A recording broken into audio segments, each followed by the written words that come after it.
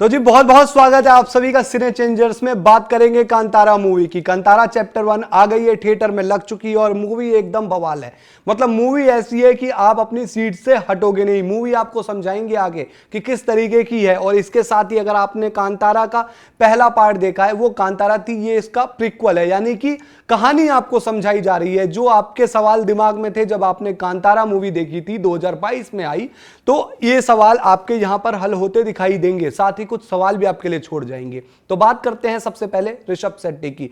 Movie के director, movie के writer और एक्टिंग, कह लो कि ये रोल ऐसा लगता है मानो बना ही ऋषभ शेट्टी के लिए हो।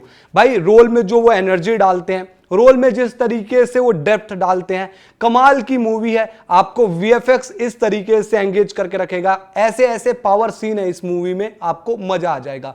गोरिल्ला फाइट तो इस तरीके की आप देखकर कहोगे कि वाह यार क्या चीज लेकर आई है। यहां पर सिर्फ एक लोक कथा को आगे नहीं दिखाया गया, हिंदुत्व के उस पार्ट को, अपने कल्चर के उस पार्ट को सिर्फ यहां स्क्रीन पर नहीं दिखाया गया, बल्कि इसे वर्ल्ड वाइड बताया गया है कि इंडिया कितना कल्चरल रिच है। अब इस मूवी को आप देखोगे तो आपको धीरे धीरे चीजें समझ में आने लगेगी, आपका दिमाग खुलेगा धीरे धीरे हर स्टेप के साथ। हाँ, कुछ जगह पर मूवी थोड़ा सा टाइम लेती है, क्योंकि जो पहला पार्ट रहता है यानी कि इंटरवल से पहले का हिस्सा किरदारों को खोलने का समय रहता है। दरअसल मोटा मोटी आपको कहानी समझाता हूं, क्योंकि मैं नहीं चाहता कि आपका जो मजा है वो सारा का सारा खराब कर दूं।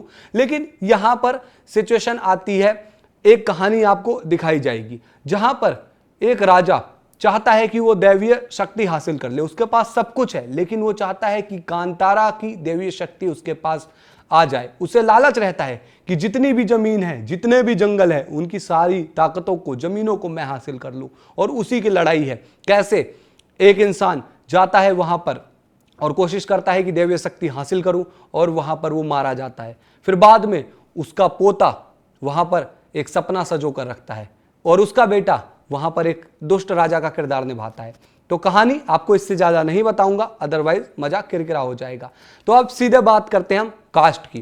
कास्ट आप देख सकते हैं अपनी स्क्रीन पर, आपको यहां पता चल जाएगा किस तरीके से यहां पर किस किसने रोल निभाया। ऋषभ शेट्टी बैरमी का रोल निभाते हैं। ये दैवीय शक्तियों से जुड़ा एक इंसान रहता है, जिसके पास किस तरीके की ताकत रहती है ये आपको मूवी में समझ में आएगा। जयाराम, किंग राजाशेखर, इन्होंने जबरदस्त काम किया है। रुक्मणी ने यहां पर बहुत बढ़िया काम किया है, बड़ी सुंदर दिखाई दी है वो पूरी की पूरी फिल्म में, और उनका जो काम है, उनकी जो एक्टिंग है वो भी जबरदस्त। गुलशन देवैया ने भी बहुत जबरदस्त रोल निभाया है। आप उनकी एक्टिंग को देखकर कहेंगे कि भाई शरीर में कदकाठी में भले ही ये ऋषभ शेट्टी से हल्के हो, लेकिन एक्टिंग में हल्के नहीं मिलेंगे। प्रमोद शेट्टी ने भोगेंद्र का आप देख सकते हैं। बाकी जिस तरीके से सारे किरदार है, सभी ने यहाँ पर बढ़िया किरदार निभाया है।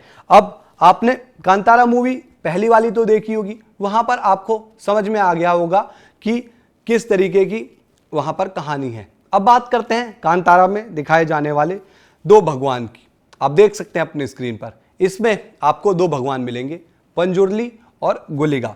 लोक कथा के मुताबिक विष्णु जी के वारवा अवतार से एक डिवाइन शक्ति उतरी। आप पढ़ भी सकते हैं साथ साथ आप यहां पर, जिसे पंजुर्ली कहा गया। पंजुर्ली एक दैव है जो प्रकृति और इंसाफ का रक्षक है। वो दयालु भी है, पर गलत का साथ कभी नहीं देता। दूसरी तरफ है गुलिगा, शिव जी का भक्त, भयंकर और क्रोधी देव। उनका काम है प्रकृति का रक्षण और न्याय देना, चाहे उसके लिए उन्हें कितना भी कठोर दंड क्यों ना देना पड़े।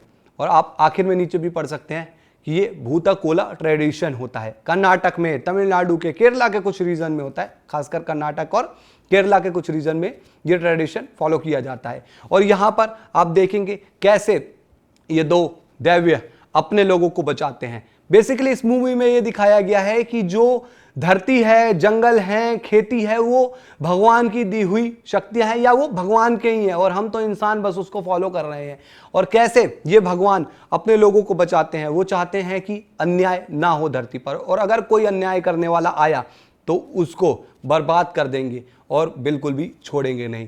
तो ये कहानी आप जाकर पूरी एंजॉय कीजिए थिएटर में, क्योंकि इसने इंडिया के कल्चर को वर्ल्ड वाइड फैलाया है। और जो भी जा रहा है थिएटर में वो यही कह रहा है कि भाई मूवी की कहानी तो है ही एक नंबर, लेकिन जो आपने वीएफएक्स दिया है, जो आपने बैकग्राउंड म्यूजिक दिया है, और जो आपने इस फिल्म को जोड़ा है, वो जबरदस्त है।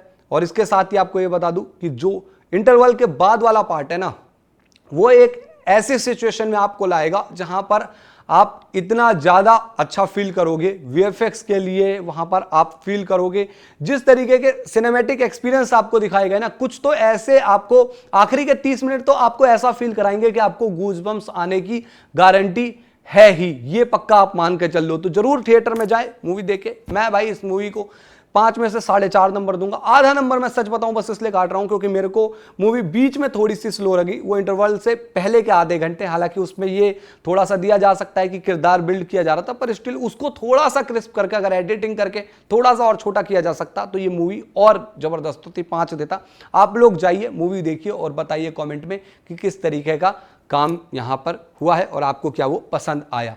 और साथ ही सिने चेंजर्स को सब्सक्राइब कर लीजिए, क्योंकि अब ये हमारी डेस्टिनेशन है सिर्फ एंटरटेनमेंट के लिए।